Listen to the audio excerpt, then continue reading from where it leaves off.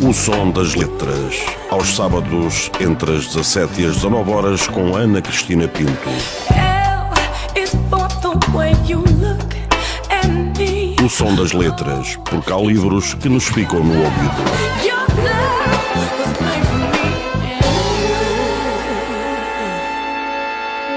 Hoje vamos falar precisamente de adolescentes. Vamos falar com Rui Melo, que é o autor do livro O Poder dos Adolescentes. Este escritor nasceu no Estoril, no dia 11 de junho de 1970. Foi o primeiro da família a nascer tão a sul, pois os pais são oriundos de São Pedro do Sul e da Régua. Apesar de gostar muito de viajar, é na Grande Lisboa que se sente bem, em grande parte por culpa do mar. Estudou gestão e finanças, áreas em que sempre trabalhou, quer em Portugal, quer no estrangeiro. É pai de 3 filhas, vê a diversidade de interesses como motivo que o levou à escrita, primeiro através da poesia, aos 11 anos, mais tarde através de pensamentos e pequenas histórias. Adora o refúgio dos trabalhos em madeira que o ajudam a convergir para a escrita. Adora falar com as pessoas, porque é aí que nos ensaiamos, diz o autor. Sendo este o seu primeiro livro, garante que é talvez o mais difícil. Sente-se grato por ter descoberto, ainda há tempo, que escrever é partilhar. A sua obra mais recente, com a chancela da Guerra e Paz, chama-se, como já disse, O Poder dos Adolescentes, e discorre sobre a maravilhosa aventura que é viver a adolescência. E diz mais ainda Rui Melo, diz que estar na adolescência é como ser turista numa das fases da vida. Só que esta, em que os adolescentes estão, é a mais especial de todas. E diz ainda que eles, os adolescentes, têm o poder das escolhas. Será que têm mesmo? Vamos começar esta conversa por aqui com o Rui Melo, que já está aqui à minha frente no estúdio. Olá, Rui, bem-vindo. Olá, boa tarde. Tudo bem? Tudo bem. Foi fácil a viagem aqui para as Caldas da Rainha? Foi fácil e agradável, muito agradável. Isso é ótimo. Nós, de facto, temos a ideia, Rui, de que a adolescência é uma fase da vida muito complicada, extremamente complicada, porque é aquela fase da vida em que nós achamos que já somos adultos, mas na verdade ainda não somos, mas por outro lado também já não somos crianças. E nós hoje somos pais, já passámos pela adolescência, agora estamos no outro lado, não é? Somos os pais e sabemos que também é muito difícil para os pais lidarem com os adolescentes. Isto não é só difícil para eles, é difícil também para nós. Tu, neste livro, segundo consegui perceber, porque já tive a oportunidade de o ler todo, neste O Poder dos Adolescentes, acabas por construir nestas páginas, de certa forma, um manual para ajudar os adolescentes a lidarem com as dificuldades, com as frustrações, a aprenderem a ser mais positivos, a usufruir melhor de todo o potencial que têm, a usarem esse potencial que têm e saberem identificar o potencial que têm. Foi esta exatamente a intenção? Quando escreveste O Poder dos Adolescentes, pensaste, deixa-me cá ajudar estes jovens a situarem-se um bocadinho melhor na vida e a terem, de certa forma, aqui uma muleta para irem superando as dificuldades que são mais que muitas nesta fase da vida deles. Sim, de facto foi isso, e eu espantei-me imenso quando regressei ao que escrevia quando era adolescente e diverti-me ao mesmo tempo a ver aquele carrossel de emoções todas lá escarrapachadas nos meus apontamentos. E isso deu uma grande ideia, que foi, nós à medida que envelhecemos, vamos acabando por apagar alguma intensidade do que aconteceu. E isso de certa forma, vamos transformando numa zona plana da nossa vida. O passado vai ficando plano, por alguma razão. E regressar àquilo que eu tinha escrito veio-me desmentir essa sensação que eu já estava a ter. E então voltei a reviver que de facto é uma altura muito difícil da nossa vida, porque quando estamos na adolescência, os adolescentes vivem de facto num dia o que nós não vivemos os adultos em 15 dias, 2 semanas, 3 semanas, 4 semanas, depende também dos adolescentes, mas a verdade é que essa intensidade nós não a conseguimos compreender e eles estão a vivê-la, e nós como pais ou educadores queremos o melhor para eles, isso não há dúvida, mas também nos cabe a nós sermos inteligentes na forma de os ajudar. Sabemos que queremos o melhor para eles, mas se não encontramos a porta de entrada para os ajudar, acabamos por não ajudar. E isso nem todos temos jeito para educar da melhor maneira, apesar dessas boas intenções. E uma das frases que me marcou bastante, porque eu ouvia de uma pessoa muito velha, muito sábia, é que educar é conduzir sem ser visto. E isto norteou todo o livro, na tentativa de que o livro dissesse coisas que eles não sentissem ao mesmo tempo que essas coisas tinham intenções muito fortes, porque todos sabemos que nestas idades nós aconselhamos a irem para a esquerda e eles vão para a direita. Sim, há uma tendência de rejeição de todas as... Sim. Não é que eles sejam más pessoas, mas está-lhes na química desta passagem por este período da sua vida. Mas olha lá, quando tu dizes que nem sempre nós, enquanto pais, compreendemos essa intensidade que eles vivem na adolescência, não é um pouco absurdo isso? Porque nós já lá estivemos, portanto nós devíamos melhor do que ninguém compreender, não é? O que nós não podemos compreender é aquilo que nunca vivemos. Por exemplo, não poderemos compreender hoje o que é chegar à terceira idade, porque ainda não passamos essa fase. Mas compreender a adolescência devíamos, temos essa obrigação de a compreender o que é que se passa, porque é que nós nos desligamos dessa fase da nossa vida e é como se passássemos uma borracha, como estavas a dizer, fica tudo plano, não é? Temos essa tendência, porque tudo o que vem do futuro, as nossas expectativas, as nossas preocupações, para o que vem aí da vida, tomam conta do resto. E por isso é que este livro também é importante para os pais lerem, para poderem fazer um bocado regressar ao passado, para entendê-los melhor. Eu tive a sorte por ter muita coisa escrita, por isso essa viagem foi facilitada, mas nem toda a gente tem essa tendência para escrever e apontar tudo o que passou nessa altura, e exatamente por esse facto é que o livro também interessa. É um fenómeno que alguém o há de explicar, mas há uma frase muito engraçada de Dalí que diz que todos nascemos artistas, o difícil é ficarmos artistas. E então alguns de nós ficam artistas e fazemos disso nossa vida, mas outras carreiras, outras tendências que as pessoas tenham, por exemplo, para artes, para música, para dança, muitas das vezes são completamente afastadas das possibilidades, e os adolescentes, especialmente nessa fase então das escolhas, do que é que querem fazer, muitas das vezes ou por influência dos pais ou porque não há ferramentas suficientes para os ajudar a seguirem o que mais deveriam fazer na vida, ou o que melhor deveriam fazer na vida, e então acontece que erramos, e são erros muito caros, e no subtítulo do livro, O Poder das Escolhas, e o livro, na razão de existir, está exatamente isso. Se escolhermos bem nas encruzilhadas que eles têm tantas, e têm tantas por dia, se eles escolherem bem, e eu não digo qual é a melhor, eu sugiro a melhor escolha, mas também não deixa de ser uma opinião, mas se eles escolherem bem, o efeito dessa escolha vai ser muito grande. Eu, quando vou às escolas apresentar o livro e falar sobre o livro, principalmente falar sobre o livro com eles, é engraçadíssimo, porque acaba a sessão e tenho uma fila de adolescentes a perguntarem-me coisas.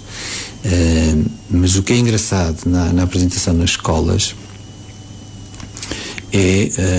há uma imagem que eu consigo projetar e que eles entendem muito bem, que é a adolescência é como se fosse uma fase da vida em que eles estão a entrar num túnel. Eles próprios, só nós, os adultos, é que sabemos que eles vão sair do outro lado, vão sair mais ou menos bem, vai tudo correr bem. Mas eles não. Eles não sabem, não é? Eles não sabem, vivem aterrorizados com como é que eu vou sair do outro lado. Isto está tudo aqui, as minhas hormonas estão todas a brincar umas com as outras, eu não sei como é que vou sair do outro lado. E este livro, na razão dele existir, já agora que vais passar por esta fase, por este túnel, o livro rasga ali umas janelas para eles, pelo menos nessa viagem, apreciarem a viagem. É a única coisa que este livro deseja para quem o lê, é que é uma fase que vai passar, é uma fase com mais ou menos intensidade, todos passam, mas já agora aproveitem, porque é mesmo uma das melhores fases da vossa vida. Já agora apreciem melhor, usufruam melhor o que lhes está a passar. E aí é claramente um livro de cabeceira, é um livro para voltar todos os dias, dia sim, dia não interessa, mas voltar muitas vezes ao livro e não ter de o ler de uma empreitada só. Sim, porque não é um livro como qualquer outro livro, não é um romance, não é? Não. É um livro que se pode andar para trás, para a frente, agarrar, seja em que página for do livro, que se está sempre na página certa, digamos assim, não é? Eu tive, se me permites, tive uma adolescente que me escreveu via Facebook a dizer que gostou muito do livro e que fazia uma brincadeira com o livro. Muitas das vezes vinha ao fim do dia aborrecida com algumas das coisas, sabe lá ela porquê, mas vinha num dia não. E antes de se deitar pegava no livro e abria ao calhas para ver qual era a mensagem, para ver se batia certo. Obviamente não foi a intenção, mas ela brincava muito com isso, de abrir o livro ao acaso e depois ler o que lá estava e tentar trazer, enquadrar, de certa forma, para acalmar a mensagem na situação que ela estava a viver. Rui, a tua adolescência foi uma adolescência mais ou menos pacífica ou foi muito conturbada? Como é que foi? Dá-me a ideia que tu foste um adolescente daqueles levados da breca. Foste, não foste? Eu tinha muita energia, sim, tinha muita energia. A melhor forma de pôr esta questão é energia a mais.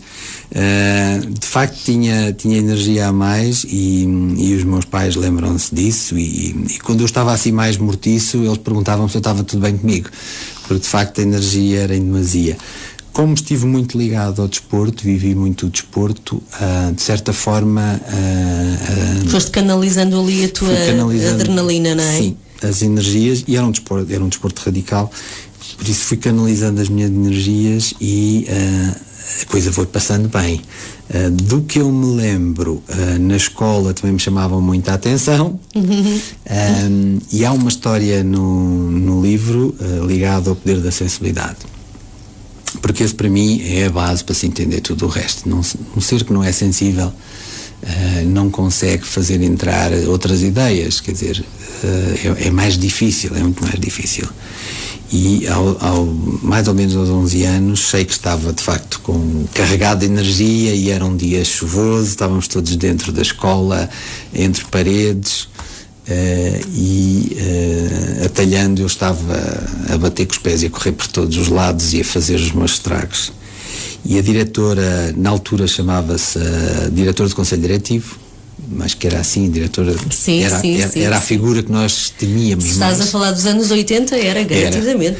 Então era a figura que nós temíamos mais, agarrou-me por um braço e ficámos ali um minuto a olhar um para o outro. E ela de facto disse-me uma frase que me marcou para o resto da vida e começou ali também a minha forma de entender melhor que não podia usar a energia como me apetecia, porque ela disse-me que a minha liberdade começava quando a dos outros acabava, e então isto é muito forte para um miúdo daquela idade, mas de facto a sensibilidade estava lá, eu soubeste captar essa mensagem, não é? E seguir e integrar porque este livro ao mesmo tempo também convida os adolescentes a arranjarem os seus princípios. Não digo os mandamentos, que é uma coisa assim muito, muito forte, mas devem arranjar os seus princípios, porque a vida traz-nos sempre desafios tão diferentes que, se nós tivermos os nossos princípios, e podem escrevê-los, não tem mal nenhum, mas se tiverem os seus princípios, o que eles gostam mais, o que aderem mais à sua personalidade, e esses princípios estiverem bem integrados, bem presentes, sempre que há uma situação nova, eles, à luz dos seus princípios, sabem corresponder a essa situação nova, porque a vida traz-nos de facto uma multiplicidade de situações que é impossível sabermos tudo, e sabermos tudo até uma certa idade. Penso que até morrer estamos a aprender. Eu acredito nisso. Eles nem tanto, eles acham que quando tiver 20, 21 já domino esta história toda.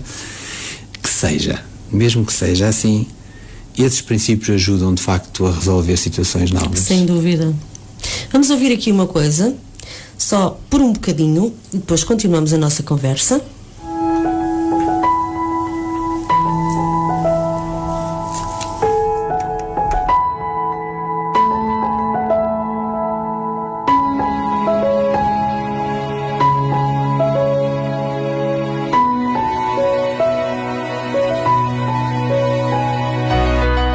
E se alguém dissesse que tu podes conseguir tudo o que desejas?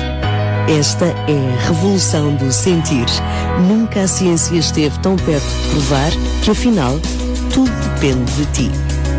Estar na adolescência é como ser turista numa das fases da vida. Só que esta em que estás é a mais especial de todas. Tu tens o poder das escolhas. Sabes o que queres para ti e o que não queres. Este livro vai ajudar-te na maravilhosa aventura de descoberta do teu caminho. Encontra os poderes da sensibilidade, do desejo, da coragem, da palavra, do elogio. E tantos outros que podem tornar a tua vida melhor.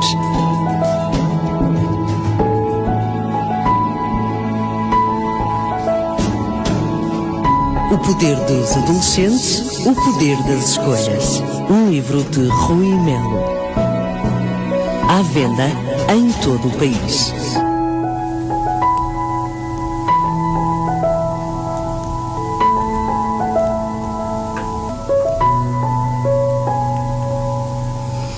E aqui temos O Poder dos Adolescentes do Rui Melo a passar aqui neste spot, também para mostrarmos às pessoas que é muito fácil irem a qualquer livraria e encontrarem lá o teu livro.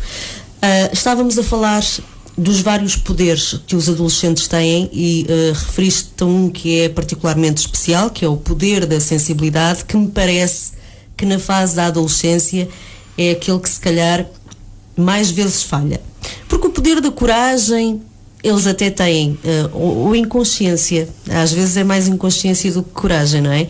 E o poder do desejo, eles também têm muito, muito, muito, muito.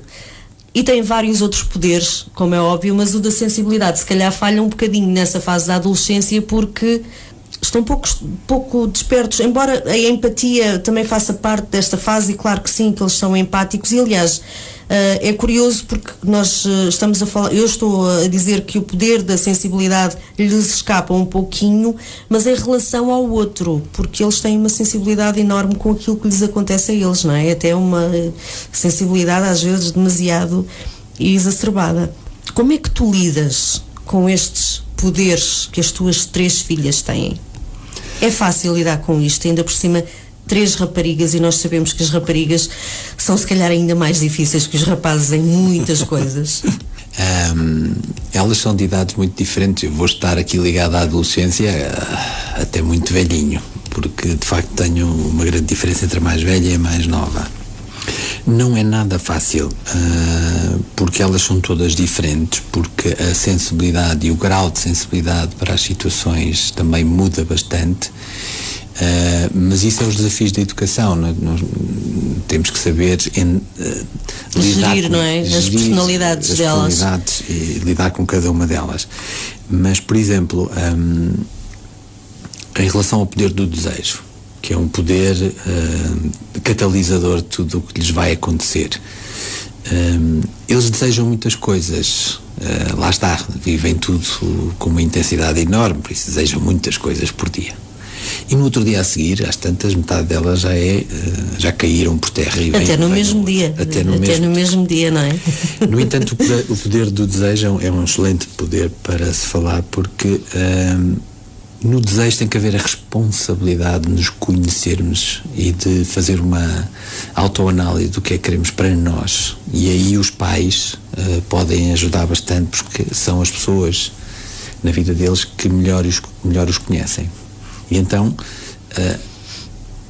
sem os pais interferirem, porque lá estamos, quando interferimos eles fogem, tentar deixar cair alguns dados sobre as suas personalidades, para eles perceberem o que é que de facto querem, porque querer algo sem a intensidade, sem a força de que aquilo é-lhes importante, cai por terra.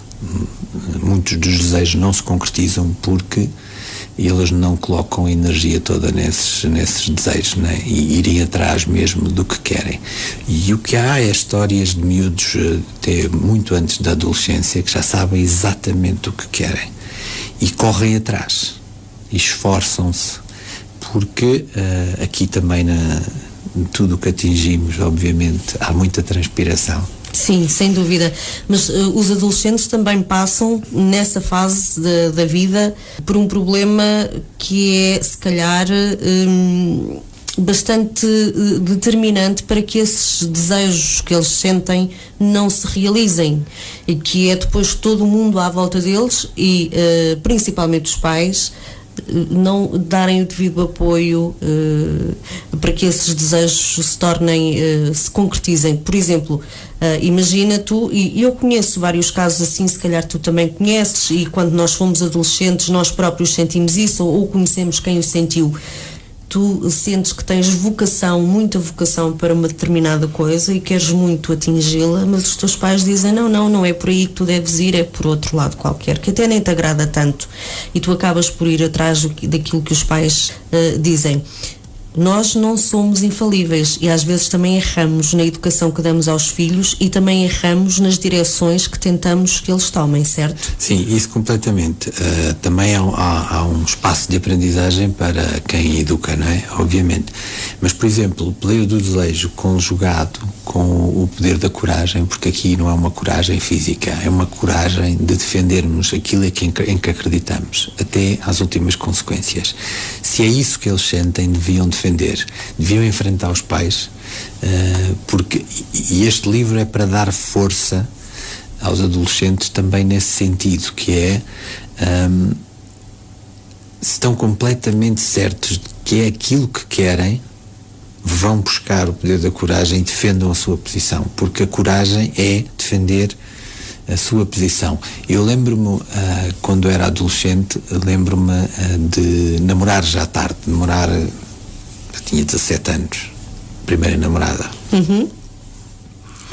E lembro-me, todos os meus amigos andavam-me sempre com gracinhas a dizer: estás a ficar para trás, o que é que se passa contigo?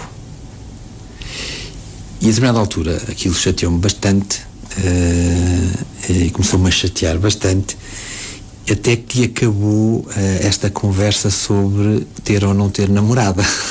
E os rapazes são muito mais... falam abertamente sobre tudo e com todas as palavras. E a determinada altura eu disse-lhes que a minha primeira namorada tinha que ser especial, tinha que ser uma pessoa que gostasse de andar comigo na praia, com os sapatos na mão, pés na areia, de mão dada. E eles ficaram tão parvos com aquilo que eu lhe disse que se calaram para sempre e lá foram buscar a amizade que tinham por mim e nunca mais me chatearam. E isto é ter a coragem de dizer naquilo em que acreditamos. Há estudos que revelam que isso acontece exatamente como eu estou a dizer. Hoje em dia e já na altura, e se calhar sempre foi assim, mas hoje está mais agudizado. Eles querem pertencer a uma matilha, dentro da escola querem pertencer a um grupo, mas depois de serem aceites dentro daquele grupo e esforçam-se para serem aceites, ou porque vestem da mesma maneira, ouvem a mesma música, comportam-se da mesma maneira, até serem aceitos no grupo. Uma vez dentro do grupo, tentam distinguir-se, não é? Fazem tudo para se distinguir. Claro. Então, essa identidade, e os pais muitas das vezes erram nesta observação, acham que eles querem ser todos iguais, e isto enjoa qualquer pai. Mas na verdade não é isso que acontece. Eles têm uma fase de quererem ser todos iguais, mas uma vez pertencendo a um grupo, têm esta habilidade que criam e aí querem se destacar. A necessidade é muito humana. Faz parte, não é? Faz parte de nós. Nós queremos de facto Ainda hoje somos assim, não é? Ainda hoje somos assim. Sim. Quando estamos inseridos num grupo qualquer, claro que nos queremos destacar.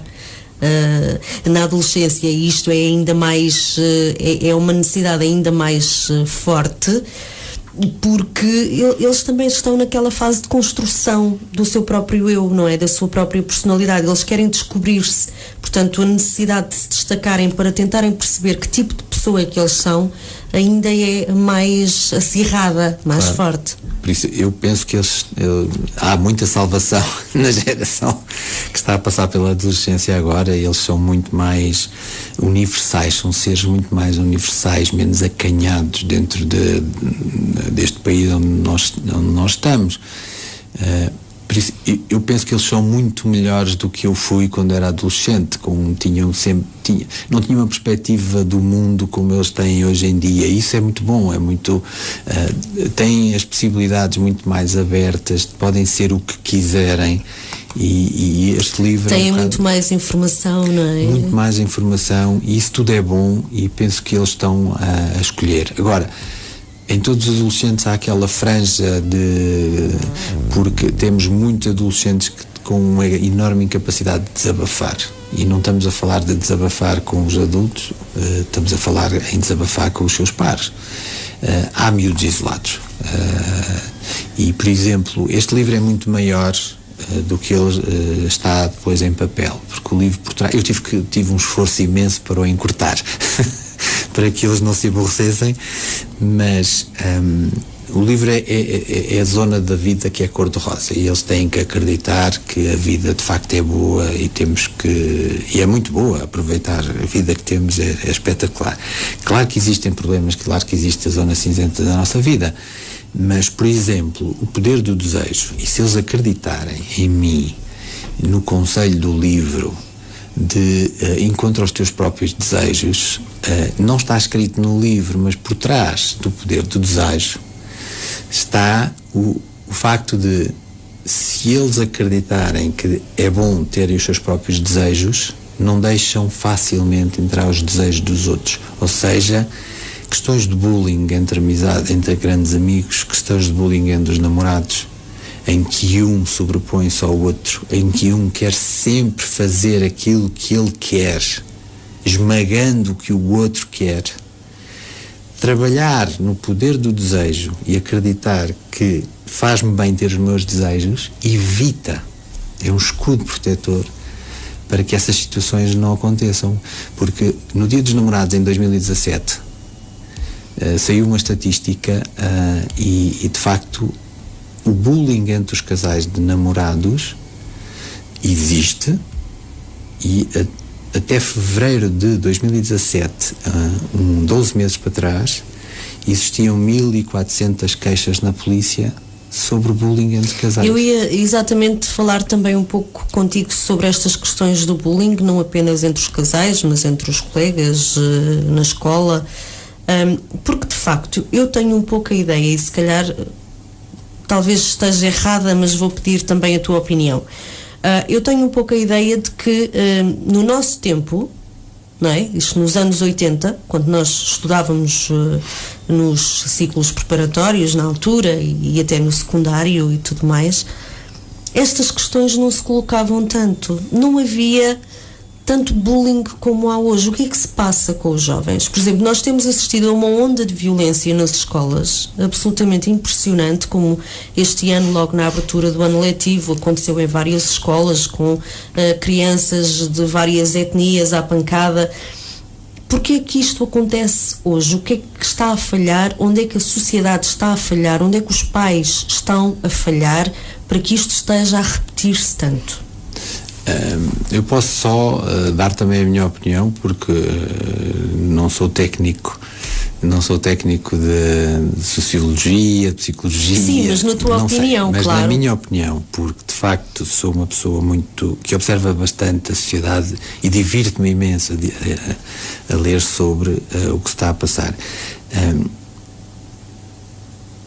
Nós não somos muito diferentes deles. Temos a tal energia que falávamos na minha adolescência, e essa energia tem que ser canalizada. A forma como a energia era canalizada na nossa altura é que mudou bastante.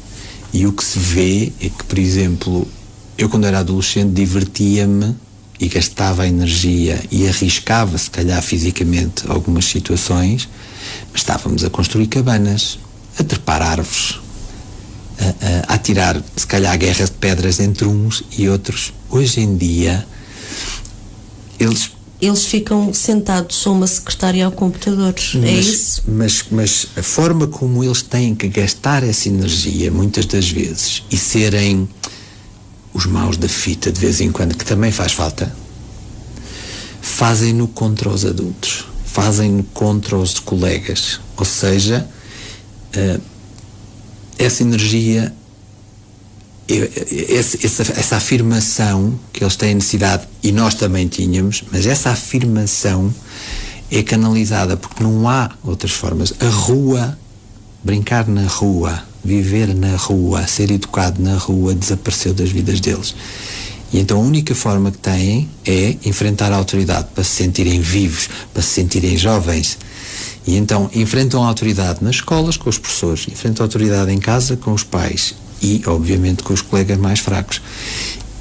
É a grande diferença que eu vejo, porque na minha altura... Portanto, gastar as energias desta forma, como nós fazíamos no nosso tempo, trepar árvores, muros, andar em carrinhos de rolamento, esfolar os joelhos, todas estas coisas, não é? Cenas de pancadaria, que não era bem pancadaria, era mais...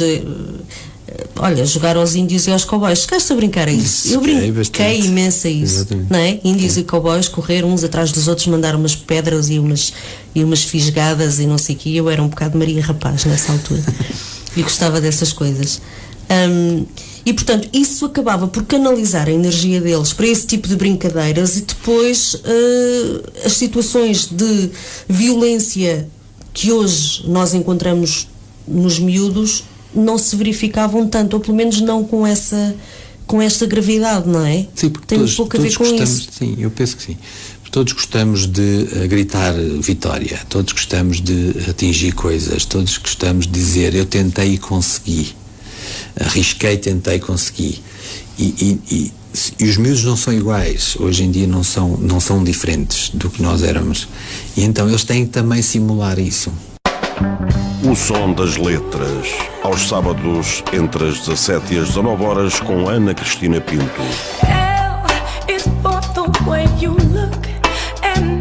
O som das letras, porque há livros que nos ficam no ouvido.